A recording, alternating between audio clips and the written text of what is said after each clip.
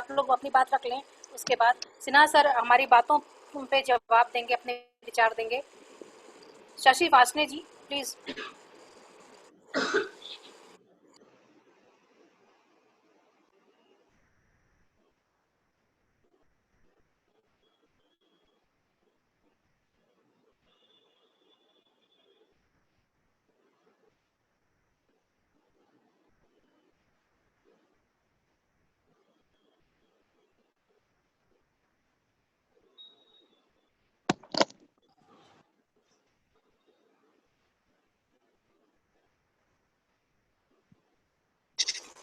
आप लोग को बताना चाहूंगी हमारे बीच उत्तराखंड से खनन मंत्री श्री पुरोहित जी हैं। मैं पुरोहित जी से प्रार्थना करूंगी, निवेदन करूंगी कि पुरोहित जी इस विषय पे अपने विचार रखें।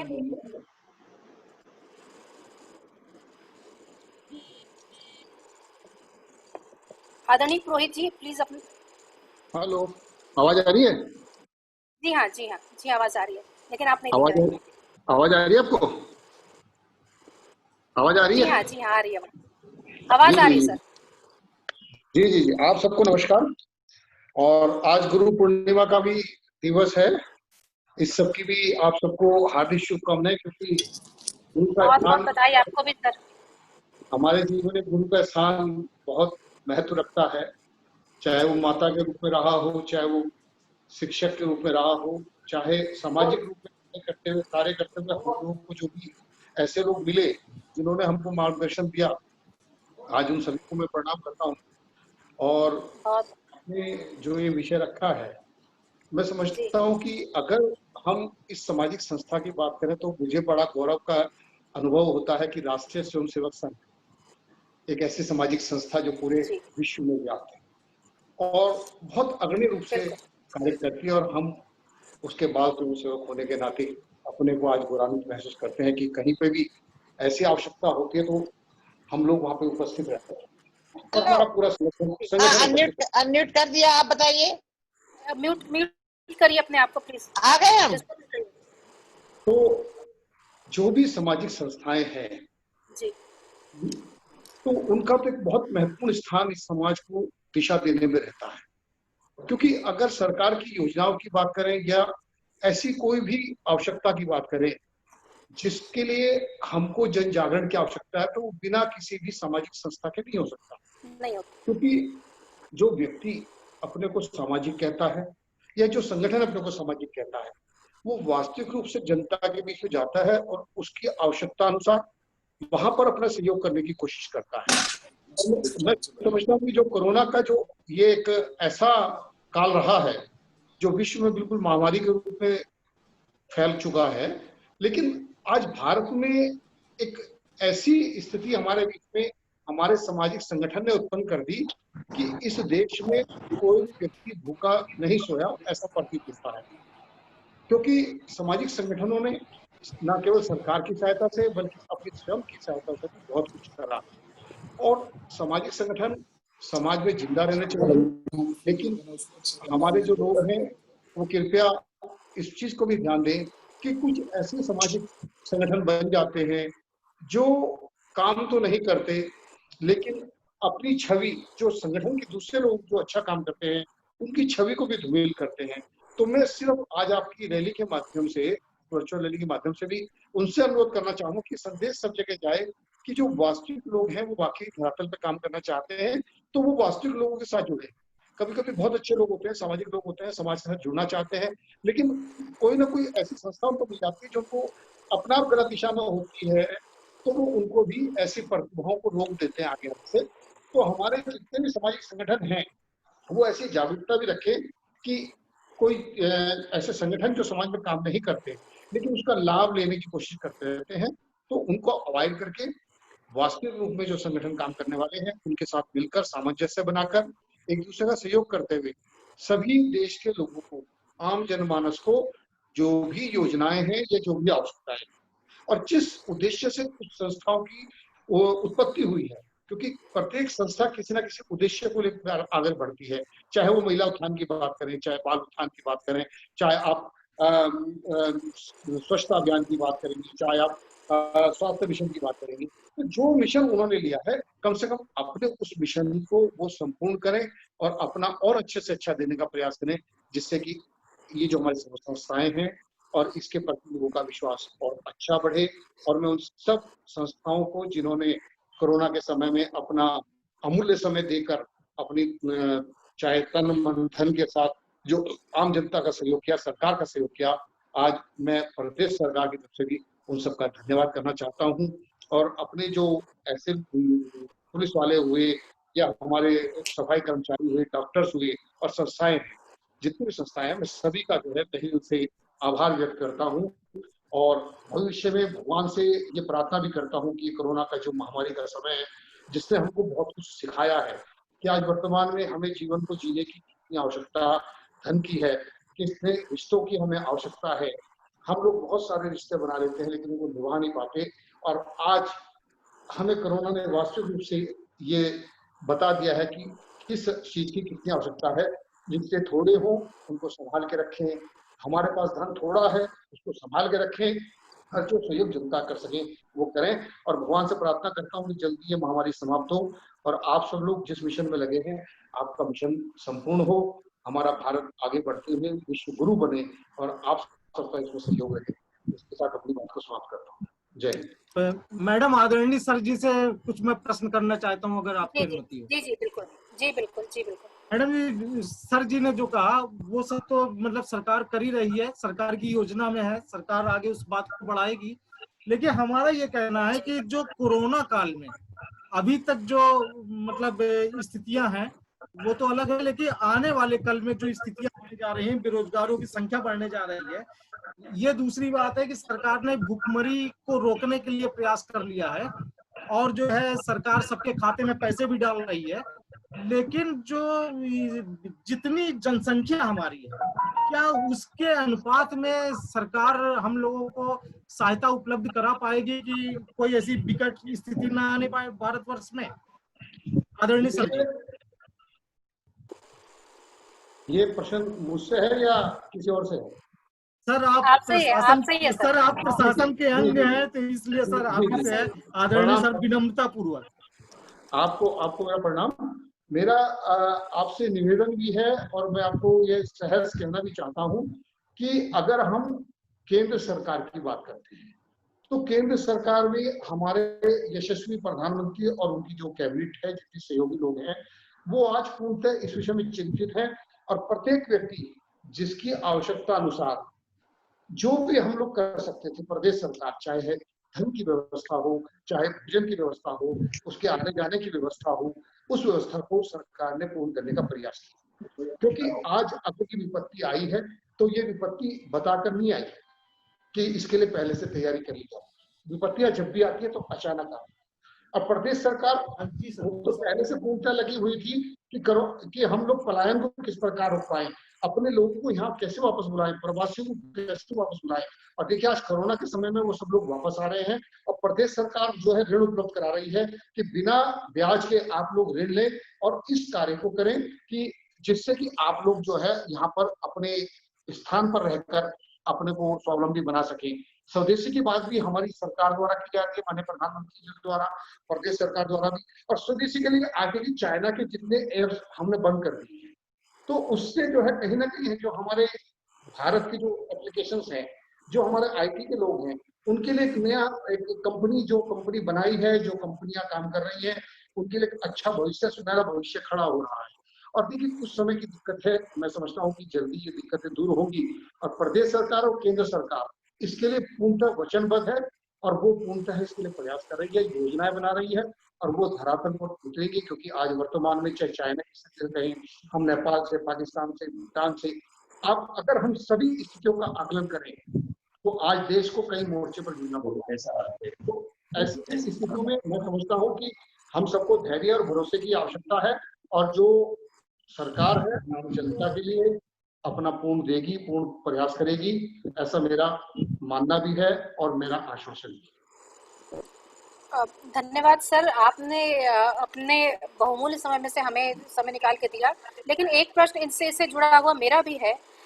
कहीं ना कहीं ऐसा प्रतीत होता है कि सरकार हर तरफ तो मदद कर रही है, विशेष रूप से उस वर्ग को जहाँ पे रोज खाने और रोज कमाने और खाने की व्यवस्था करनी पड़ती है, लेकिन कहीं ना कहीं ऐसा नहीं लगता कि जो मिडिल क्लास है, मध्यम वर्ग जो है, उसमें भी जो निम्न मध्यम वर्ग है वो छूट रहा है। बिल्कुल आपकी बात सही है। देखिए, अभी मैं आपको एक बात बताना चाहता हूँ। आपने अभी माननीय महोदय ने प्रश्न किया था, तो अभी अभी आजकल में शायद ऊर्जा निगम में 700 पदों की अभी रिक्ति आई है। तो इस प्रकार प्रदेश सरकार तो अपना कार्य कर रही है कि कहाँ पर हम अपने पूरे प्रदेश के लोगों को, जो बेरोजगार हैं, उनको कैसे स्थापित करें। रही बात मध्यम वर्गीय लोगों की बात करते हैं, तो मैं भी मध्यम वर्गीय की अगर बात करें तो मध्यम वर्ग में कुछ मध्यम वर्गीय, मध्यम वर्गीय और एक निम्न मध्यम वर्गीय, 3 वर्ग आते हैं। तो आपको मैं डॉक्टर साहब ये बताना चाहता हूँ कि ऐसी स्थिति, जब मैं पहली दफे इस कार्य के लिए निकले, घर से हम लोग काम कर रहे थे, काम करते करते हमारे कुछ स्वयंसेवक भाई, हमारे कार्यकर्ता बंधु जब भोजन बनाकर वितरण करने की बात कर रहे थे, तो मेरा शायद वो कहीं ना कहीं फेसबुक पे उस पे होगा, मेरा वो भाषण भी होगा उनको गाइडलाइन के तौर पे। मैंने उनको कहा था कि सिर्फ उन लोगों को मत देखना जो बिल्कुल जमीन पे हैं, क्योंकि उनको तो हमें देखना ही है, लेकिन उन लोगों को, अपने घर के बराबर में रहने वाले उन व्यक्तियों को भी हमें देखना होगा, जिनका अपना घर भी हो सकता है, अपनी गाड़ी भी हो सकती है, लेकिन हो सकता है कि उस समय उनके यहाँ धन की व्यवस्था ना हो, राशन की व्यवस्था ना हो। क्योंकि आज इस भौतिकवादी युग में हम लोगों ने क्या करा कि हम लोगों ने धन, हमने खूब लोन लिए, लोन लेकर हमने गाड़ी ले ली, लोन लेकर हमने एक्टिवा ले लिया, लोन लेकर टीवी लिया, लोन लेकर मकान बना लिया, सब बहुत कुछ लोगों करा है। और जैसे ही हमारा कार्य बाधित हुआ, तो धन का अर्जन जो हमारे पास होना चाहिए था, जो धन हमको अर्जित करके संचय करके रखा था, वो हम संचित करके नहीं रख पाए होंगे, क्योंकि आदमी निरंतर जो प्रक्रिया चल रही है उस प्रक्रिया के अभिभूत रहता है, और वो सोचता है कि जो जो चल रहा है, जैसा आज चल रहा है ऐसा ही चलता रहेगा और अच्छा होगा, क्योंकि हम लोग आशावादी लोग हैं। तो इसलिए हम कोशिश करते हैं कि आज मेरे पास 1 लाख रुपए आ गए, तो मैंने उसके हिसाब से अपना रहन सहन बना लिया। कल को मेरे पास 5 लाख रुपए आ गए, तो मैंने उसके हिसाब से बना लिया। तो हम लोगों ने इसका चिंतन पहले ही किया। और मैं आपको नाम तो नहीं लूंगा, लेकिन मुझे इस बात का बड़ा संतोष है कि मैंने ऐसे व्यक्तियों के घर तक भी राशन पहुंचाया है कि जिनके यहाँ एक्टिवा और कार भी खड़ी थी और उनको मदद की आवश्यकता थी, लेकिन वो किसी को कह नहीं सकते थे। लेकिन जब उनसे मेरी वार्ता हुई, तो उनकी आवाज से मुझे लगा कि वो इनको कुछ परेशानी है, तो हमने उसको, उस कार्य को किया। तो ऐसा जो है, ऐसा भी हुआ है, और सबको इस विषय में ध्यान देने की आवश्यकता है। सभी से मैं निवेदन करूंगा कि सभी लोग ध्यान दें इस पर। बहुत बहुत धन्यवाद सर। हम जानते हैं आप जिस तरह से समाज के लिए काम करते हैं, अब उसकी वर्णन उसका नहीं किया जा सकता। समाजकर्ता के रूप में जैसे मैंने भी देखा है, इस तरह के लोगों की सूचना आई इस परिवारों की, चाहे उत्तर प्रदेश से, उत्तराखंड से, जो लोग नौकरी में थे लेकिन अचानक नौकरी छूट गई। और ये विडंबना है, या कहीं हमारे युवा वर्ग विशेष रूप से जो हमारा है, वो तुरंत सब कुछ पा लेना चाहता है। नौकरी लगते ही हर चीज चाहिए, गाड़ी भी, बंगला भी, सब कुछ। ये एक विशेष कारण है जिसकी वजह से इस तरह के संकट के दिन देखने पड़ते हैं लोगों को। लेकिन फिर भी इस तरह की सूचनाएं आने पर सामाजिक कार्यकर्ता होने के नाते टीम के द्वारा इस भोजन पहुंचाया गया, राशन पहुंचाने की कोशिश की गई, सरकार के द्वारा भी और अपने लोगों के द्वारा भी। यहाँ भी उत्तराखंड में, देहरादून में मैं हूँ, तो डीएम साहब के सपोर्ट से लिस्ट जो मिलती थी उसके अनुसार हम लोग राशन वगैरह वितरित करते थे। लेकिन मेरा प्रश्न एक और है, अंतिम प्रश्न आपसे करूंगी, आपका ज्यादा समय नहीं लूंगी। जो लोग इस महामारी में नौकरी से निकाल दिए गए, चाहे वो प्राइवेट कोई कंपनी हो, विद्यालय हो, छोटे 5-5 हजार पे भी शिक्षक काम करते हैं, 5,000 रुपए महीने पे या 25,000 रुपए महीने पे, सडनली उनको निकाल दिया गया नौकरी से। क्या सरकार उसके लिए कुछ मदद कर सकती है? क्योंकि ये एक बयान आया था जिसकी वजह से अभिभावक फीस देने से मना कर रहे हैं, बिल्कुल, चाहे उत्तर प्रदेश हो, उत्तराखंड हो या कोई भी प्रदेश हो। ऐसे में विद्यालय संकट में है, फीस नहीं आ रही है तो शिक्षकों को वेतन कहाँ से दे? अब वेतन नहीं दे सकते तो खाली शिक्षकों को निकालना ही एक उपाय रह गया है। तो ऐसे में सरकार उन शिक्षकों के लिए क्या कर सकती है? कोई एक उपाय है जो हम वहां तक पहुंचा सके, संदेश पहुंचा सके उन शिक्षकों तक? देखिए डॉक्टर साहब कि इसमें तो अभी सरकार कुछ ना कुछ निर्णय लेने का प्रयास जब भी करती रही, क्योंकि दोनों ही पक्ष, अगर हम आम जनता को देखते हैं जिनके बच्चे स्कूलों में पढ़ते हैं, जो अभिभावक हैं और जिनका काम छूट गया, जिनके पास तनख्वाह के पैसे नहीं आ रहे हैं, जिनके पास अर्निंग सोर्स बंद हो चुका था, उन लोगों को भी दिक्कत थी। लेकिन अगर हम दूसरी तरफ से अगर व्यवहारिक दृष्टिकोण की बात करता हूँ, तो व्यवहारिक दृष्टिकोण में देखता हूँ कि जिन लोगों ने स्कूल बनाया है, उन लोगों ने बिल्डिंग बनाने के लिए और कुछ बनाने के लिए, व्यवस्थाएं बनाने के लिए भी लोन लिया है, और वो लोग भी हेलो व्यथित है। तो उस व्यवस्था को बनाने के लिए सरकार भी पूर्णतः प्रयास कर रही थी, लेकिन तभी हमारे जो कुछ सामाजिक संगठन के लोग हैं, सामाजिक लोग हैं, उन लोगों ने कोर्ट का दरवाजा खटखटाया और कोर्ट का निर्णय भी शायद उसमें कुछ ना कुछ आ गया है। तो उसी मान्यताओं के हिसाब से, क्योंकि कोर्ट के जो न्याय का मंदिर है हमारा, उसका जो आदेश है उसका अनुपालन सरकार को, जनता को, सबको समान रूप से करना है। और तो उस दृष्टिकोण से, लेकिन अगर आप ये कहें कि सरकार क्या कर रही होगी, तो सरकार पूर्णतः कोशिश कर रही है कि जल्दी जल्दी कोरोना खत्म हो, लोग उसमें सहभागिता करें और अपने स्कूल खुल जाए, बच्चे स्कूल जाए और हमारा भारत भी स्वस्थ हो, हमारा नौनिहाल स्वस्थ हो, हमारा भविष्य स्वस्थ हो, और जो हमारे टीचर्स हैं वो आपकी तरह मुस्कुराते रहें और खिलखिलाते और अच्छे लगे। तो ऐसे ही, और उनकी जो भी आवश्यकताएं हैं उस पर भी हमारे जो शिक्षा मंत्री जी हैं, माननीय मुख्यमंत्री जी हैं, सभी दृष्टिकोण से चिंता कर रहे हैं, और जो भी एक अच्छा विकल्प होगा उस अच्छे विकल्प को लेकर मैं समझता हूँ कि कुछ ना कुछ निर्णय सबके पक्ष में होगा। दिक्कत के दिन है, परेशानी के दिन है, मिलजुल कर कष्ट के दिन ये हम निकाल लेंगे। तो सबको मिलजुल के वो करना है, सहयोग करना है। क्योंकि अगर आप कहें अभिभावक की बात करते हैं, तो अभिभावक को यदि ऑनलाइन क्लासेस बच्चे को मिल रही हैं, तो ऑनलाइन ट्यूशन भी 3-4 बच्चों को लेनी पड़ रही है।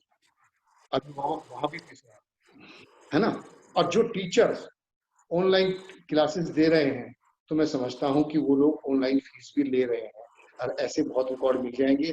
भले ही चाहे वो अपने स्कूल में कहे कि भाई मैं ट्यूशन नहीं पढ़ा रहा हूँ, लेकिन अगर आप कहेंगे, अगर आप उसमें सीक्रेट चार्ज बिठा देंगे, तो आपको प्रत्येक स्कूल के अधिक से अधिक टीचर इस कार्य को करते हुए मिल जाएंगे, चाहे वो अच्छे स्कूल हो, चाहे वो निम्न स्तर के स्कूल हो।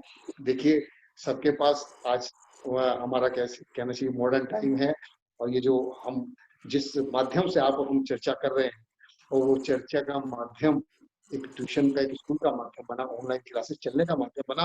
जब ऑनलाइन क्लासेस चलने का माध्यम बना, तो मैं समझता हूँ कि थोड़ा टीचर लोग भी अपने अंदर अंतरात्मा में, आज गुरु दिवस है, आप लोग गुरु लोग हैं, आपको प्रणाम करता हूँ। और आप लोग, गुरु तो गुरु ही होता है, शिष्य शिष्य रहता है, और गुरुओं ने भी रास्ता निकाल लिया कि हम ऑनलाइन ट्यूशन देंगे।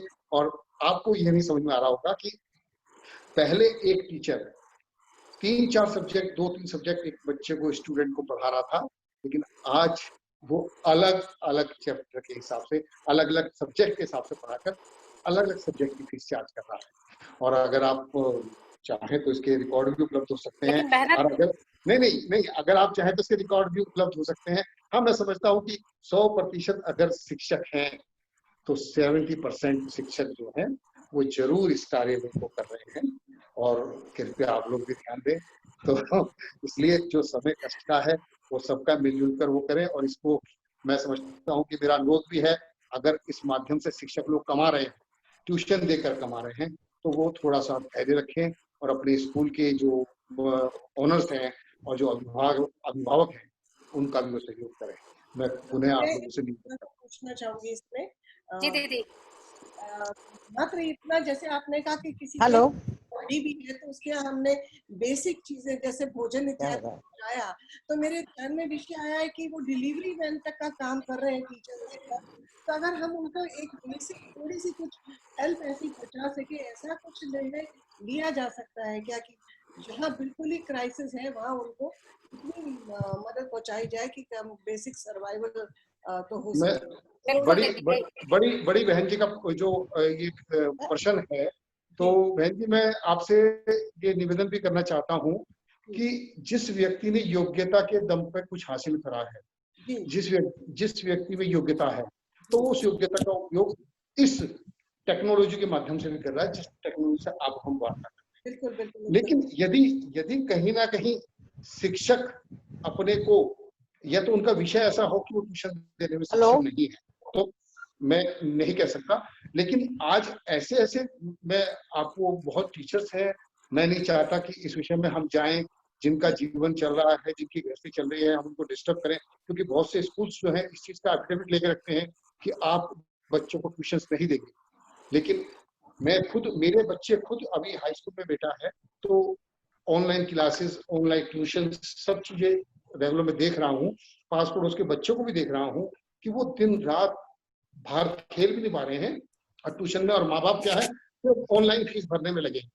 वो ट्यूशन की फीस भी उसी हिसाब से दे रहे हैं और ज्यादा पड़ रही है, उनको महंगी ज्यादा पड़ रही है। तो इसलिए यह है कि अगर कोई टीचर बिल्कुल ही अक्षमता पे है तो वो कुछ भी कर सकता है। अभी आपने देखा कि मुंबई में बहुत से स्टार ऐसे थे जो सब्जी बेच रहे, जी जी है ना।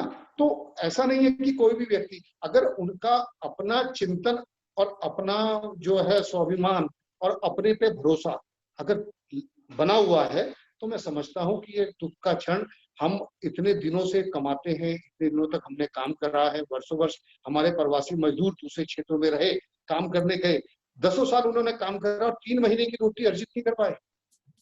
आप, हमें चिंतन किस बात पे करना है? हमें चिंतन इस बात पे करना है कि क्या भारत की जो हमारी संस्कृति थी, संचय की संस्कृति थी, क्या हमने संचय की संस्कृति को त्याग दिया? हम लोग भोग विलासता में, हम लोग आर्थिकी में, हम लोग अपने घर को इतना भव्य बनाने में और भौतिक आवश्यकताओं को पूरा करने में अपने को कर्जे में डुबा के डिप्रेशन में जा रहे हैं। क्यों? आज कोरोना ने हमको बता दिया हमारी वास्तविक आवश्यकता क्या है। हमको अर्जन करने के लिए, हमको भोजन करने के लिए, हमको समाज में जिंदा रहने के लिए कितने लोगों की आवश्यकता है, कितने धन की आवश्यकता है। और बाकी भौतिकवाद में तो आप, मैं किसी को भी नहीं कह सकता। अगर कोई 10 लाख का सोना पहनना चाहे, 1 करोड़ की गाड़ी में घूमना चाहे, आज करोड़ों करोड़ों रुपए के जहाज लेकर खड़े रखने वाले हेलीकॉप्टर जिनके घरों में थे वो भी खड़े रह गए। करोड़ों रुपए की गाड़ी जिन्होंने लेके अपने घरों में रखी थी वो खड़ी रही, लेकिन एक पैदल इंसान फिर भी चलता रहा। तो अपने पैरों पर भरोसा रखना, अपने दम पर भरोसा रखना, अपने स्वाभिमान को जिंदा रखना है और अपने पर, अपने आत्मविश्वास को बनाकर रखना है।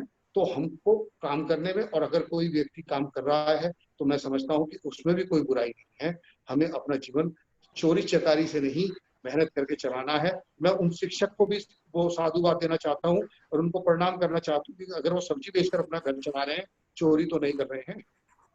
समय परिस्थिति सबके साथ है और हमको मिलकर चलना है और इसका रास्ता निकालना है, ना कि हमको इश्यूज खड़े करने हैं कि चाहे हम प्रदेश सरकार के लिए इश्यूज खड़े करें या हम केंद्र सरकार के लिए खड़े करें। हमको ये संकट की घड़ी है, इस संकट की घड़ी से निपटने के लिए हमें मिलकर प्रयास करना है। तो हम लोग पॉजिटिव चीज, बहन जी, मेरा निवेदन है कि हम लोग पॉजिटिव देखें, हम उसका नेगेटिविटी ना देखें। Absolutely right, absolutely right. बहुत सुंदर तो आपका वक्तव्य रहा। अगर कोई मेरी बात आपको बुरी लगी हो तो मैं क्षमा चाहता हूँ। बहुत ही अच्छा, आपने बहुत अच्छी सब बातें बहुत गंभीर हुआ और बहुत ही अच्छी तरीके से आपने सबको एक्सप्लेन किया। आपका मैडम, मैं कुछ बोल सकता हूँ क्या? जी प्लीज। मैडम, दिल्ली से हूँ मैं, डीएन श्रीवास्तव। जी जी बोलिए। मुझे दीपक जी ने कहा था जुड़ने के लिए। स्वागत है सर, स्वागत है आपका डीएन श्रीवास्तव जी, स्वागत है आपका। Thank you sir. मैं सिर्फ 2-3 चीजें काफी टाइम से सुन रहा हूं, मैं 2-3 चीजों पे खाली आप बोलना चाहूंगा। मेरे पास एक्चुअली समय नहीं था, इसीलिए मैं बीच में इंटरफियर कर गया, मुझे कहीं और जाना था अभी। नहीं, एक तो सामाजिक संगठन जो हैं, उनके कार्यकलापों के ऊपर आप लोगों ने आज ये चर्चा रखी कि किस तरह से उनको कार्य करना चाहिए। कुछ लोगों ने कहा कि सबसे पहले उनका दायित्व बनता है, अगर कहीं एक्सीडेंट हो जाता है तो उनको खड़ा होना होता है, अगर कहीं गांव में कोई समस्या हो जाती है तो सबसे पहले उनका रोल आता है, कहीं किसी भी तरह की कोई समस्या आ जाए तो सबसे पहले सामाजिक संस्थाएं जो हैं, एनजीओ जो है, वो आके खड़ी हो जाती है। मेरा थोड़ा सा मानना अलग है, भिन्न है और आप लोगों के विचार से बिल्कुल अलग है। आप बुरा मत मानिएगा, लेकिन मैं आपको साफ तौर पे एक चीज बताना चाह रहा हूं कि हम लोग सरकार को चुनते हैं। मैं किसी सरकार का नुमाइंदा नहीं हूं, पहले आपको बता दूं, किसी राजनीतिक दल से नहीं हूं और ना ही मैं किसी आदमी विशेष, व्यक्ति विशेष से प्रेरित हूं। मैं सिर्फ भारत की जनता के लिए काम करता हूं। भारत मेरा देश है और भारत के रहने वाले हर आदमी, हर व्यक्ति, वो मेरे भाई और बहन हैं। इसलिए मैं उस नीयत से काम करता हूं। तो इसलिए मैं आपको ये बताना चाहता हूं कि अभी कुछ लोगों ने कहा इस सामाजिक संस्थाएं जो हैं उनके कार्यकलापों के ऊपर नजर रखनी चाहिए। वो लोग गलत तरीके से पैसे कमा लेते हैं, वो लोग गलत काम कर लेते हैं संस्था को रजिस्टर करा के। मेरा प्रश्न ये है कि जब हम सरकार चुनते हैं तो हमारी क्या अपेक्षा होती है? हम क्या चाहते हैं कि सरकार माँ बाप की तरह इस भारत के सभी लोगों को अपने बच्चों की तरह देखभाल करें, उनको कोई मुसीबत हो, उनको कोई परेशानी हो तो उनके साथ खड़ी हो सरकार हमेशा। बिल्कुल ठीक बात। और हम लोग कभी सरकार से प्रश्न करने वाले नहीं बनते हैं, और इसीलिए इस देश में जो व्यवस्थाएं हैं वो जर्जर होती चली जा रही हैं। श्रीवास्तव जी, आप देखिए, आपसे एक बात कहना चाहूंगी, समय परिवर्तित हुआ है। वो समय गया जब इमरजेंसी में लोग सवाल नहीं कर पाते थे। आज मुझे 2 मिनट बोलने दे पहले, उसके बाद आप प्रश्न करें। अभी तो मैंने कुछ बोला ही नहीं है। सरकार को हर छोटी 2 मिनट बोलने दें। देखिए किया जाता है, तो मैं देखिए मैं बड़ा लिमिटेड बोलना चाहता हूं, इसलिए आप मुझे 2 मिनट टाइम दें, उसके बाद आप बोलिएगा जो भी बोलना है। आपको प्रश्न भी आपने अपने आप ही आपने अभी तक आप लोगों ने जो कहा वो प्रश्न किया, सवाल भी किया, जवाब भी दे दिया, खुद ही ने आपने किया है। बोलिए और मेरा सिर्फ विषय पर बोलिए। जी बोलिए बोलिए बोलिए बोलिए। नहीं कुछ बोल रही है मैडम? नहीं आप बोलिए, आप बोलिए जी। मैं ये कहना चाह रहा हूं कि सरकार से हम प्रश्न क्यों नहीं कर रहे हैं, सामाजिक संस्था जितनी भी हैं। आप देखिए नवंबर दिसंबर के महीने में विश्व स्वास्थ्य संगठन ने और विश्व के जाने माने मेडिकल एक्सपर्ट्स ने इस कोरोना महामारी को एक विश्व महामारी घोषित कर दिया था। आप ये देखिए कि सारे विश्व के सारे देश के लोग तैयारी कर चुके थे कि कैसे इससे निपटना है। हमारे यहाँ 14 जनवरी को 2762 लोग चाइना से इंडिया आए और इंडिया के विभिन्न शहरों में और गांवों में जाकर घुस गए और वो इन्फेक्ट किए सबको। ये मेरा कहना नहीं है, ये इमिग्रेशन डिपार्टमेंट भारत सरकार की जो है उसने हेल्थ मिनिस्ट्री को बाकायदे नोटिस देकर कहा कि कांटेक्ट ट्रेसिंग करिए उन लोगों का जो लोग 14 जनवरी को यहाँ आए थे, और ये 5 फरवरी को नोटिस गया था।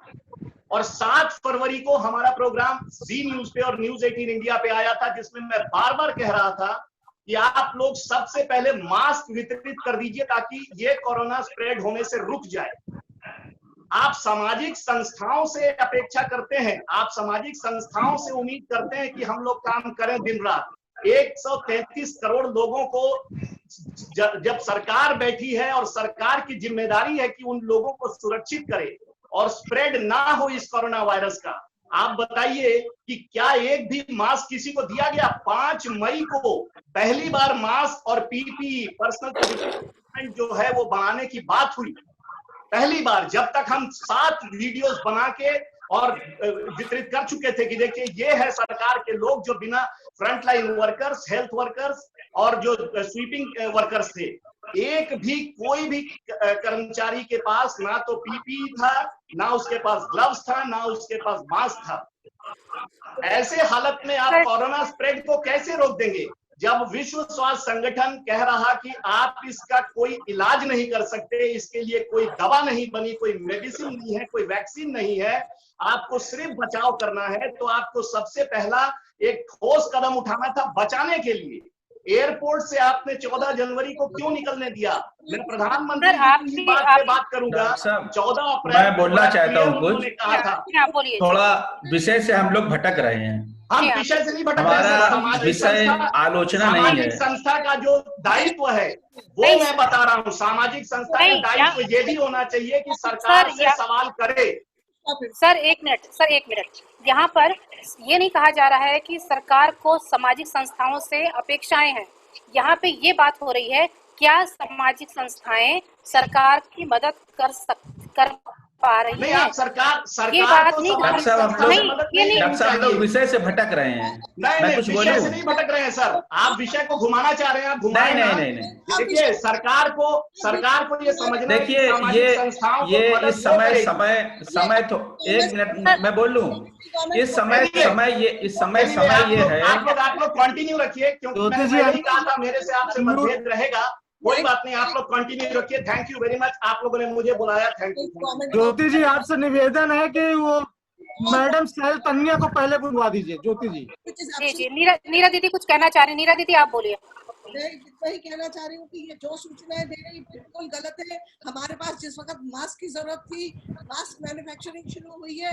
आज हम पीपीई किट एक्सपोर्ट कर रहे हैं, चाइना से ज्यादा हम मास्क एक्सपोर्ट कर रहे हैं। और बच्चे आज आपको मालूम है, चाहे पोलियो अभियान था हमारा, चाहे HIV का था, जो था संस्थाओं के माध्यम से, आंगनबाड़ियों के माध्यम से घर घर तक पहुंचाया गया और जन जागृति हुई तो संस्थाओं के माध्यम से हुई। और कुछ संस्थाएं और कुछ पूर्व में सरकारें ऐसी थी जिन्होंने राजनीतिकरण किया और उसका दुरुपयोग किया। इस वजह से संस्थाओं भ्रम फैलाए, बहुत भ्रम फैलाए गए। एक प्रश्न संस्थाओं गौशाला में काम करने वाले सामाजिक कार्यकर्ता को अवार्ड दिया बुला करके, उसको पद्मश्री अवार्ड मिल रहा है। आप सोचिए तो सामाजिक कार्यकर्ताओं मेरा सीमांत है तो चले गए हैं दिया जा रहा है। ये पहली बार हुआ है। ये जिस प्रकार कर रही है, मैं समझती हूँ कि विश्व में हम लोगों ने एक एग्जाम्पल सेट किया है। जिस तरीके से किया है, पूरा विश्व हमारी तारीफ कर रहा है। हम लोग ज्योति जी, डॉक्टर साहब मैं बीच में इंटरप्ट करना चाहता हूँ। जी जी बोलिए। जी मैं ये कहना चाहता हूँ कि आलोचना करिए, ये दौर खत्म हो जाने दीजिए। बिल्कुल ठीक, क्योंकि अभी संकट के समय में सबको संकट के समय में फंसे हैं और हमको मदद चाहिए। सरकार जो है वो तमाम तरीके की चुनौतियों से लड़ रही है और हम अगर उनकी पुरानी बात को निकालेंगे कि उन्होंने सूचना नहीं दिया या उन्होंने बताया नहीं, ये बाद में करेंगे, साल भर बाद, जब हम इस लड़ाई को लड़ चुके होंगे और इससे जीत जाएंगे। फैक्ट लेके आए ना, भ्रम ना फैलाया जाए। आदरणीय पुरोहित जी कुछ कह रहे हैं। आदरणीय पुरोहित जी कुछ कह रहे हैं। मैं सिर्फ ये जानना चाह रहा था कि आज का विषय था कि सामाजिक संगठनों का योगदान और अपना समाज सरकार के साथ। जी हाँ, यदि जो महानुभाव थे और वो किसी सामाजिक संस्था से संबंध रखते थे तो उनको बताना चाहिए था कि उनकी संस्था में अगर सरकार भी नहीं कर पाई तो उन्होंने आगे बढ़कर क्या किया। क्या उन्होंने बार बार कहा कि मास्क बांटो, उन्होंने कितने मास्क बांट दिए थे, उन्होंने कितनी व्यवस्थाएं करी, ये उनको बताना चाहिए। और मैंने कहा ना बार बार कि समय है, समय निकाला जाएगा और व्यवस्थाओं के साथ चलना है, व्यवस्थाएं बनानी है। संगठन की जिम्मेदारी है। बिल्कुल ठीक।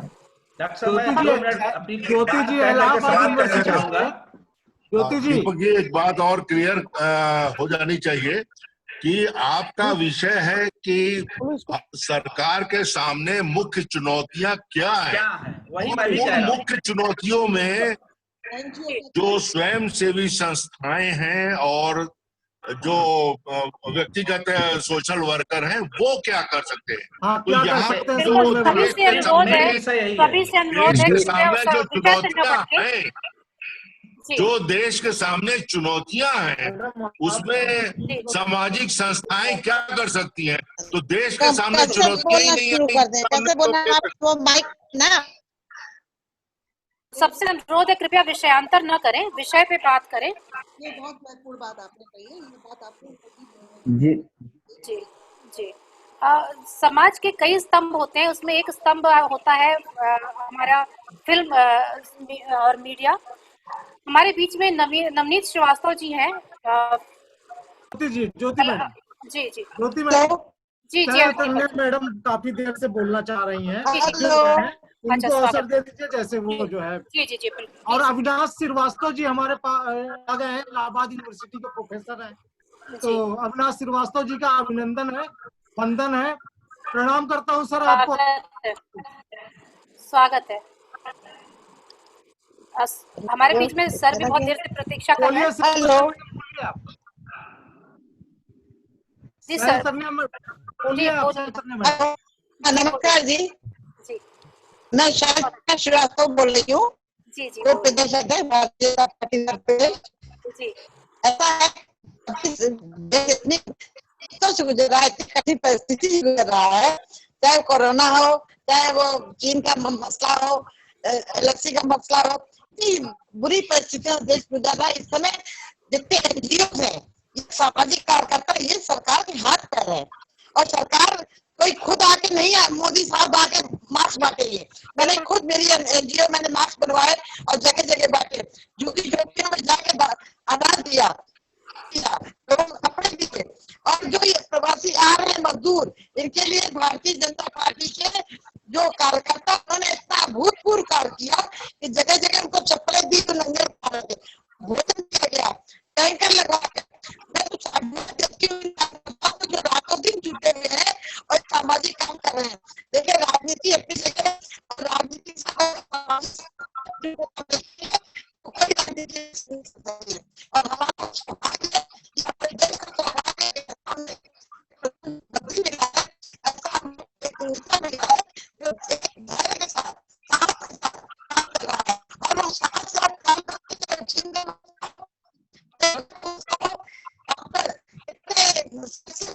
आपकी आवाज क्लियर देते हैं लोगों को, और लोग कहते हैं कि नहीं ऐसा नहीं होगा। सरकार का स्वयं हाथ पैर नहीं कि हम सरकार आगे जगह जगह बांटेगी। हम एनजीओ के लोग, हमारी भी एक एनजीओ है, हम भी एक सामाजिक कार्यकर्ता है और राजनीतिक कार्यकर्ता, मगर मैं हमेशा सामाजिक सरोकार से जुड़ी रही। और इस समय जो हमारे साधुवाद के पास है और उन्होंने बहुत काम किया है। जी जी हेलो जी आवाज आ रही। हेलो, तो इसलिए मैं कह रही हूँ कि चाहे वो हमारे घर घर मास्क बनाए जा रहे हैं, महिलाएं मास्क बना रही हैं, मास्क बांट रही हैं, खाना बन रहा है, जगह जगह रसोइयां चल रही हैं, अभूतपूर्व कार्य हो रहा। अब ये ऐसे में ये समय आलोचना का नहीं है, ये समय राजनीति का नहीं है। सारे राजनीतिक दल को मिलकर सरकार का साथ देना चाहिए।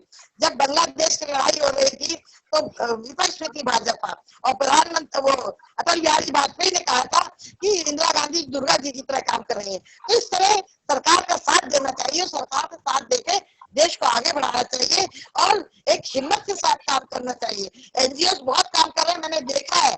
मैं स्वयं जाती हूँ, मैं एक सामाजिक कार्यकर्ता भी हूँ, राजनीतिक कार्यकर्ता भी हूँ, और मैंने जा के जगह जगह देखा, मोहल्ले मोहल्ले में झुग्गी झोपड़ियों में मैंने स्वयं खाना बांटा है, आटा बांटा है, चावल बांटा है, सब्जियां बांटी है और कपड़े बांटे हैं। तो ऐसे काल में इतनी चुनौतियां हैं हमारे सामने, इन चुनौतियों को साहसपूर्ण ढंग से निपटने की आवश्यकता है। और आज कुछ राजनीतिक दल ऐसे भी है जो आलोचना पे लगे हुए हैं। बहन जी, आलोचना का समय नहीं है, ये इस समय साथ देना ताकि देश आगे बढ़ सके। हम लोग का संबल, हम लोग का साहस, हमारे प्रधानमंत्री का साहस हम लोग का संबल है और उसके साथ हम लोग काम कर सकते हैं। इसलिए मैंने अपनी बात रखी है। बहुत देर में मेरी बारी आई, नीरज श्रीवास्तव बाद मेरी बारी थी, मगर मेरी बारी बहुत देर में आई और आपसे मिलने की बड़ी इच्छा है। बहुत बहुत धन्यवाद, नमस्कार। क्षमा चाहती हूँ, आपकी बारी देर से आई। बहुत बहुत धन्यवाद, बहुत अच्छी बातें आपने कही, इसमें कोई दो राय नहीं है। जिस तरह से संगठन, मैं आपसे फोन पे बात करूंगी। देखिए ये समय ऐसा है कि हमको हर चुनौतियों से निपटना है। कोई एक चुनौती नहीं, इस समय देश में 5-5, 6 चुनौतियां हैं, चाहे चीन की हो, चाहे डोकलाम की हो, चाहे कोरोना की हो, चाहे डॉक्टर्स की हो, और चाहे वो टिड्डी का दल हमला कर रहा है, कहीं भूकंप आ रहा है, कहीं पे समुद्र का तूफान आ रहा है, इन सारी चीजों, और अभी जो बरसात का मौसम है इसमें सारी बीमारियां, इन सब से हमें मुकाबला करना है। इस समय सरकार के हाथ पर हम ही लोग हैं। कहते हैं जब मुसीबत आती है पहले पड़ोसी काम आता है, तो हम लोग पहले सरकार का हाथ बताएंगे, तभी सरकार मजबूत होगी, तभी सरकार हमारे सरकार की मदद करने के वहां पर मोदी जी इतना साहस बढ़ाया उन्होंने, सैनिकों का इतना मनोबल बढ़ाया कि वो मर मिटने को तैयार है देश के लिए। तो हम सबको भी वही तो यहाँ बात है, अब तो भी काम करें कि साहस बढ़ाए, अपने साहस से काम करें, झुग्गी झोपड़ी गरीबों के लिए उत्थान के लिए काम करें और देश को आगे बढ़ाने में, समर्थ बनाने में। यहाँ समस्या ये है जी, समस्या ये है, आलोचना करना आसान है लेकिन कार्य करके दिखाना थोड़ा कठिन होता है। जब पहली बार मोदी जी ने आग्रह किया था पहले लॉकडाउन के लिए, उसी समय आग्रह किया था कि आप सब लोग बात मान लीजिए, नहीं तो हम 25 वर्ष पीछे चले जाएंगे। यदि उस समय सभी देशवासियों ने बात मान ली होती और सतर्क होकर सुरक्षित रहकर वो फर्स्ट लॉकडाउन बिता दिया होता तो शायद हमारी ये स्थिति नहीं होती। लेकिन हमेशा दोष सरकार पर डालना ये गलत है। हर कोई चाहता है काम हो लेकिन हम ना करें, भगत सिंह पैदा हो लेकिन हमारे घर में ना हो, तो ये नहीं चलेगा, ये गलत बात है। पड़ोसी का बेटा जाए सैनिक आर्मी में, लेकिन हमारा बेटा ना जाए। ये हमारी मनोवृत्ति जो है, ये हमको पीछे धकेलती है, हमें साहस नहीं देती है, समाज पीछे धकेलती है। तो हमें मिलकर काम करना चाहिए। बिल्कुल ठीक। समय होता है, हमें समय की कमी है, तो हम जी आपसे बात करूंगी, मैं फोन पे आपसे नंबर ले लूंगी। और दीपक जी आप डॉक्टर साहब मैं याद ले लूं आपसे। हाँ जी हाँ जी हाँ जी हाँ मैं जी हाँ दीपक जी अगले वक्ता किसको आप बोल रहे थे, प्लीज बुलाइए। इलाहाबाद यूनिवर्सिटी के प्रोफेसर डॉक्टर अविनाश श्रीवास्तव जी हैं, माननीय मंत्री जी से वो प्लीज कुछ बातें बहुत करना बहुत धन्यवाद sir. Doctor Avinash Srivastava ji. Hello Deepak ji, इसके बाद हमको भी बुलवा दीजिएगा, RS वर्मा को। ठीक है सर, ठीक है। Doctor Avinash Srivastava ji, professor Allahabad university. ज्योति मैम जी 1 मिनट। ज्योति मैम जी हेलो जी हाँ जी आवाज आ रही है जी एक हाँ जी आवाज आ रही है जी डॉक्टर साहब। हाँ, बहुत बहुत आभार। जी हाँ पूनम जी आवाज आ रही है। जी 1 मिनट आदरणीय पुरोहित जी, बस आदरणीय पुरोहित जी कुछ कह रहे थे जी। नहीं, मैं तो इजाजत चाह रहा था। मैंने कहा अगर कोई अगर मुझे इजाजत दे देंगे तो बहुत बहुत धन्यवाद सर, आपने समय दिया हमें, बहुत बहुत धन्यवाद आपका। कोई प्रश्न, कोई सवाल जवाब अगर है तो मैं रुकूं, नहीं तो फिर डॉक्टर अविनाश श्रीवास्तव जी सर आपसे कुछ बातें करना चाह रहे थे। जी बिल्कुल आप जी बताइए बिल्कुल आप काम करिए। जी पुरोहित जी प्रणाम, बहुत बहुत धन्यवाद आपका। अविनाश जी कुछ कहना चाह रहे हैं डॉक्टर साहब? जी जी मैं धन्यवाद कह रही हूँ आपको। पुरोहित जी आप मुझे सुन पा रहे हैं? जी बोलिए। जी पुरोहित जी नमस्कार। जी नमस्कार भाई साहब, नमस्कार। हाँ जी सुन रहे हैं। बहुत बहुत आभार, विशेषकर दीपक जी का आभार। मेरा प्रश्न पुरोहित जी से नहीं है जी, फिर पुरोहित जी की सार्थक उपस्थिति में अपनी बात कहने का मेरा खाली प्रश्न जी। मैं इलाहाबाद केंद्रीय विश्वविद्यालय से हूँ। मेरी शिक्षा, मैं शिक्षा के क्षेत्र से जुड़ा हूँ। दीपक जी ने सुबह मुझे निमंत्रित किया और इस वर्चुअल विद्वत मंच पर जितने उपस्थित लोग हैं सभी का बहुत बहुत स्वागत, नंदन, अभिनंदन और वंदन। मुझे विषय, हम लोग तो इस विषय पर तमाम जगहों पर बातचीत भी करते रहते हैं। अभी भानुभाई ने भी एक बात कही थी, तो मैं सिर्फ 2 बातें कहना चाहता हूँ। इस वैश्विक महामारी और आपदा संकट में या सामान्य स्तर पर भी हमेशा कार्यक्रम और क्रियान्वयन के 2 पक्ष हुआ करते हैं, सरकार और हम लोग। और जो हमारा कॉन्स्टिट्यूशन है उसकी प्रेम्बल और प्रस्तावना भी ये कहती, आलोचना हमेशा स्वागत योग्य होनी चाहिए और हुआ करती है। लेकिन हमारे लिए सबसे महत्वपूर्ण ये है कि हम पहले अपनी ड्यूटीज पर ध्यान दें। अगर हम सत्यनिष्ठा से अपना कर्तव्य करेंगे तो राइट समय मिल जाएंगे। और जो इस तरह की महामारियां हैं, मुझे ऐसा लगता है एक शिक्षाविद होने के नाते कि पहले आपकी जो मूलभूत आपके जो दायित्व हैं, जो आपके सेवा क्रम हैं, स्वयं के प्रति और समाज के प्रति और राष्ट्र के प्रति जो आपका दायित्व है, उसका एकमेव क्रियान्वयन हम सबकी जिम्मेवारी है। और 1930 के दशक में नवजीवन के अक्टूबर के अंक में महात्मा गांधी ने लिखा था कि विकास का जो मॉडल हम अपना रहे हैं उससे वस्तुओं का विकास हो रहा है, व्यक्तियों का नहीं। लेकिन पिछले 6 वर्षों में जिस तरह का मूलभूत अंतर आया है, राष्ट्र के प्रति अपने दायित्व के निर्वहन के प्रति, स्वयं के प्रति अपनी सतर्कता और जागरूकता के निर्वहन के प्रति, उस सब ने हम सब लोगों को ऐसा वर्चुअल अवसर दिखाई दिया। मुझे पुरोहित जी की एक बात बहुत अच्छी लगी कि अगर हम छिद्रान्वेषण पर उतरेंगे तो हम अपने लक्ष्य से और पथ से विमुख हो जाएंगे। इस तरह की महामारियां एक राष्ट्र के तौर पर, एक व्यक्ति के तौर पर, एक समाज के तौर पर हम सब लोगों का इम्तिहान लिया करती हैं। और भारतवर्ष अपनी सामूहिक संकल्प शक्ति का धनी है कि हमारे अंदर मतभेद तो हो सकते हैं, लेकिन हम मनभेद नहीं किया करते। बहुत तो ये सुंदर अवसर बात। ऐसा है, ये अवसर ऐसा है कि ये जो नौजवान हैं ये किसी भी देश का मुस्तकबिल होते हैं, लेकिन जो हमारे बुजुर्गवार होते हैं वो हमारा दीपक हुआ करते हैं। और हम सब लोग, मैं स्वयं को भी एक वर्कर मानता हूँ, मैं जरूर अध्यापन कर रहा हूँ, लेकिन मुझे ऐसा लगता है कि ये जो संकट के समय होते हैं, आइंस्टीन ने लिखा था कि amid every crisis there lies an opportunity। हर संकट में एक अवसर छुपा होता है अगर हम उसे ढूंढ सकें। कोरोना का यह संकट हमारे व्यक्तित्व के विकास के लिए और हमारी माँ भारती के मस्तक को और ऊंचा रखने के लिए एक सशक्त माध्यम है। अगर हम अपने में संबल बनाए रखें, शक्ति बनाए रखें, स्वस्थ आलोचना को प्रश्रय दें, स्वीकार करें और स्वस्थ आलोचना करने का ही प्रयास करें, तो निश्चित मानिए ये भारतवर्ष का इतिहास रहा है और हजारों वर्षों का इतिहास रहा है, ऋषियों की पवित्र भूमि रही है। हम हमेशा संकट से निकले हैं, संकट से निखरे हैं और संकट पर विजय प्राप्त की है और अपनी पताका हमने ऊपर की है।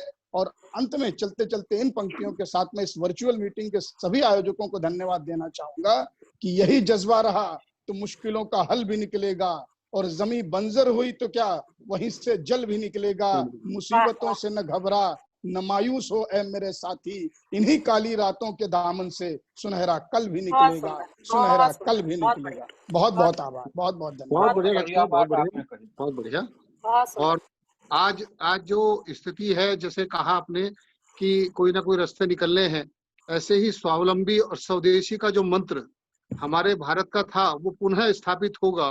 केंद्र सरकार की, प्रदेश सरकार की मंशा और जो अपना समाज सेवी संस्थाएं हैं उनका जो दायित्व वर्तमान में हो गया है कि अपनी स्वदेशी जितने भी वस्तुएं हैं उनका उपयोग उपभोग बढ़ाने के लिए, उनकी जो हमारी व्यवस्थाएं बनाने के लिए, छोटे छोटे गृह उद्योग, लघु उद्योग को स्थापित कराने के लिए, और जो बेरोजगार लोग हुए हैं उनको रोजगार देने का जो अपनी संस्थाएं हैं, सामाजिक संस्थाएं, सरकार के साथ मिलकर इसका प्रयोग करेंगे तो मैं समझता हूं कि निश्चित तौर पे हम लोग उत्थान की ओर जाएंगे और हम बिल्कुल इस महामारी को जीत लेंगे और भारत फिर विश्व विजयी बनेगा। ऐसा ही मेरा भी मानना है और आप सबका मानना भी ऐसा ही होगा। और इसी के साथ मैं आप सबका धन्यवाद करते हुए आप सबकी इस वर्चुअल मीटिंग से मैं अपने को अलग करना चाहूंगा और आप सबका धन्यवाद, आपने मुझको समय दिया, बहुत बहुत धन्यवाद। पूर्व राज्यसभा सांसद श्री आर.के. सिन्हा जी हैं, प्रतीक्षा कर रहे हैं, तो सर आपका मार्गदर्शन चाहेंगे, अगर आप हमें कुछ दिशा निर्देश दें, इस विषय पे कुछ मार्गदर्शन दे सकें। सर प्रणाम आपको, कृपया हमें मार्गदर्शन दें। मैं तो 5 बजे से सुन रहा हूँ आप लोगों की बात। जी सर। बहुत अच्छी अच्छी बातें कर रहे हैं आप लोग। बहुत एक दो लोगों को छोड़कर ज्यादातर लोगों ने सकारात्मक और सार्थक ही बातें की हैं। हर व्यक्ति एक सामाजिक प्राणी होता है, समाज में पैदा होता है, समाज में जीता है, बढ़ता है और समाज के प्रति सचेत रहता है। जब कभी समाज के ऊपर किसी भी प्रकार का संकट आता है तो वह तत्परता से अपने दायित्वों को निर्वहन करने के लिए बिना किसी के कहे हुए, बिना सरकारी आदेश के, बिना पुलिसिया डंडे के प्रयोग के जुट जाता है। आपने देखा होगा, चाहे वो कहीं सड़क की दुर्घटना हो या रेल की दुर्घटना हो, सबसे पहले पहुंचने वाला व्यक्ति नजदीक के गांव का ही होता है। अब ये दुर्भाग्य है नकारात्मक सोच वाले लोगों का कि गांव वालों ने कितनी जान बचाई, इसको प्रमुखता कम देते हैं। और अगर एक या दो व्यक्ति का जूता, चप्पल, चेन या पर्स खो गया या गायब हो गया तो वो प्रमुखता से छापते हैं। अभी कोरोना काल में सारी सामाजिक संस्थाएं, चाहे वो रजिस्टर्ड हो या न हो, चाहे वो एनजीओ होने का दावा करके सरकारी फंड लेती हो या न लेती हो, लगभग सबों ने अपने अपने ढंग से काम किया है जी। और सभी का काम प्रशंसनीय है, सराहनीय है। और उसने यह प्रदर्शित किया है कि पूरा देश कश्मीर से कन्याकुमारी तक एक ही राष्ट्र की भावना से प्रेरित है और जैसे शरीर के किसी अंग में कोई कांटा चुभता है तो पूरा शरीर उसके लिए उसको महसूस करता है, उसी तरह इस संकट को सबने महसूस किया है। प्रवासी मजदूरों की जो समस्या थी उसका दर्द सिर्फ पूर्वी उत्तर प्रदेश, बिहार, झारखंड और उड़ीसा ने ही नहीं सहा है, पूरे देश ने उसकी चिंता की है। आज इस बात का गर्व है कि 130 करोड़ की आबादी वाले इस देश में यह समाज का ही सहयोग है कि किसी भी व्यक्ति को भूखा सोने नहीं दिया गया है। यह मामूली बात नहीं है और यह जो लोग कहते हैं कि सरकार ने ये नहीं किया, वो नहीं किया, वो शायद ये भूल जाते हैं कि इटली, स्पेन, फ्रांस और अमेरिका की सरकारों ने जो किया उनसे कम संसाधन रहते हुए हमारी सरकार ने तो उनसे अभी तक बेहतर किया है। लेकिन बोलने वाले बोलते हैं क्योंकि कुछ ऐसे एनजीओज को अब सरकारी फंड मिलने कम हो गए हैं या बंद हो गए हैं, जिन्होंने मौज किया है इसके भरोसे, इसके बल पे। अब तो ऐसे ऐसी संस्थाएं भी सामने आ रही हैं जिन्होंने 3 से 3 लाख डॉलर लिया ये प्रचार करने के लिए कि चीन का माल खरीदने के लिए मार्केट पूरी तरह खोल दिया जाए और बड़े बड़े लोग शामिल हैं इसमें। तो ऐसी चीजों पर अगर सरकार की निगाह जाएगी और उनके नाजायज आमदनी पर सवाल उठेगा तो उन्हें स्वाभाविक रूप से कष्ट होगा, लेकिन उसकी चिंता किसी भी सामाजिक सरोकार वाले व्यक्ति को करनी नहीं चाहिए। हमें तो यह देखना चाहिए कि समाज संगठित रहे, समाज में किसी भी तरह का कोई कष्ट आए तो सब लोग अपने ऊपर आए हुए कष्ट को जानकर, समझकर और उसके लिए जुट काम करें। अभी ये एनजीओ का कल्चर पिछले 30-35 सालों में प्रारंभ हुआ है, जबकि पूर्व कांग्रेसी सरकारों का वामपंथी संगठनों के साथ एक विशेष तालमेल हुआ, उसके बाद यह सब घालमेल प्रारंभ हुआ। लेकिन आप सोचिए ना, रामकृष्ण मिशन की बात करिए, आर्य समाज की बात करिए, राष्ट्रीय स्वयंसेवक संघ की बात करिए, जितने भी बड़े मठ मंदिर हैं उनकी बात करिए, अभी तो नए दिनों में, नए दशकों में इस्कॉन की बात करिए कि किस प्रकार से गरीबों को भोजन करा रहे हैं, किस सेवा भाव से करा रहे हैं, किसी को भूखा नहीं रहने देते। अब अगर उत्तराखंड में आप आए हैं और अगर आपने कभी यात्रा की है बद्रीनाथ केदारनाथ की, तो बाबा कमली वाले का आश्रम आपको हर जगह मिलेगा, पुराने मार्ग में भी, नए मार्ग में भी। पुराने मार्ग में तो बहुत पहले से है, अब नया मार्ग बन गया तो अब नए मार्ग में भी है। वो तो किसी को ठिठुरने भी नहीं देते। आपको 2 कंबल चाहिए, 4 कंबल चाहिए, देते हैं। और 4 रोटी खाना हो या 16 रोटी खाना हो, आपको कोई परेशानी नहीं होती। कोई पैसा नहीं मांगते आपसे। आपने चवन्नी डाला उनके बक्से में या 10,000 रुपये डाल दिए, उनको चिंता भी नहीं है इसकी।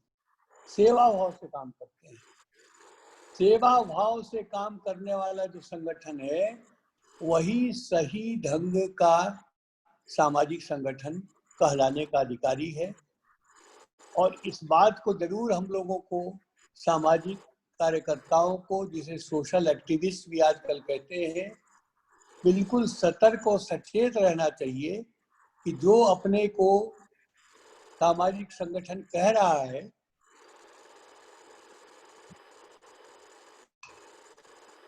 वह अपना कितना लगा रहा है। जी बिल्कुल।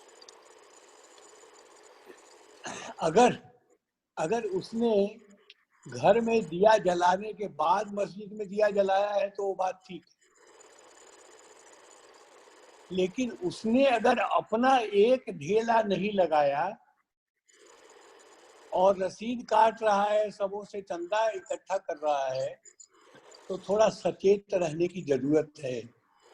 क्योंकि सामाजिक संस्थाओं के नाम पर बहुत सारे ऐसे लोग हैं जिन्होंने इस अच्छे पवित्र कार्य को बदनाम किया है। बिल्कुल। सामाजिक कार्य एक पवित्र कार्य है, ईश्वरीय कार्य है। आप जो कुछ भी करते हैं, जब आप दरिद्र नारायण की सेवा करते हैं तो आप सीधे ही साक्षात नारायण की सेवा करते हैं, इसीलिए उनको दरिद्र नारायण कहा गया है। लेकिन जो इस सेवा में भी अपना कमीशन चाहते हैं, ऐसे लोगों से सावधान तो जरूर रहना चाहिए। बहुत बढ़िया आज की परिचर्चा हुई। मैं दीपक जी को, ज्योति जी को, नीरा बहन को, सबको बहुत बहुत धन्यवाद देना चाहूँगा, बधाई देना चाहूँगा।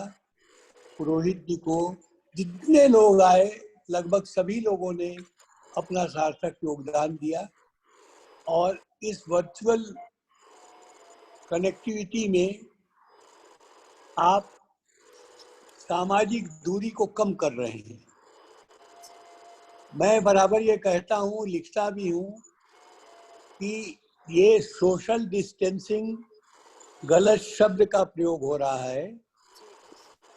हमें सोशल डिस्टेंसिंग नहीं करना है, सामाजिक दूरी नहीं बनानी है। सामाजिक दूरी को तो प्रगाढ़ करना है, प्यार को बढ़ाना है, शारीरिक दूरी जरूर बनानी है। तो सामाजिक दूरी और शारीरिक दूरी के फर्क को समझिए। 2 गज की दूरी जरूर हम बना कर रखें ताकि संक्रमण एक दूसरे में न फैले। मास्क जरूर पहन के बाहर निकलें, हाथ में ग्लव्स जरूर रखें, बार बार हाथ जरूर धोएं। लेकिन इस तरह की वर्चुअल मीटिंग्स भी करते रहें ताकि सामाजिक दूरी न बन पाए और हम एक दूसरे के करीब अपने को महसूस कर सकें। बहुत बहुत धन्यवाद। प्रणाम सर, धन्यवाद। आपके आशीर्वाद भरे वचनों से बहुत अच्छा लगा, हम लोग कृतार्थ हुए। हमें गुरु की तरह आपने हमेशा हमें मार्गदर्शन दिया है, हमेशा हमें सिखाया है कि हमें क्या करना चाहिए। हम हमेशा आपसे कुछ न कुछ सीखते रहें, यही हमारी प्रार्थना है श्री चित्रकूट भगवान से। अब थोड़ा सा हम आगे बढ़ते हैं, एक दो लोगों से और बात करेंगे, उसके पहले एक गीत आपको सुनाते हैं।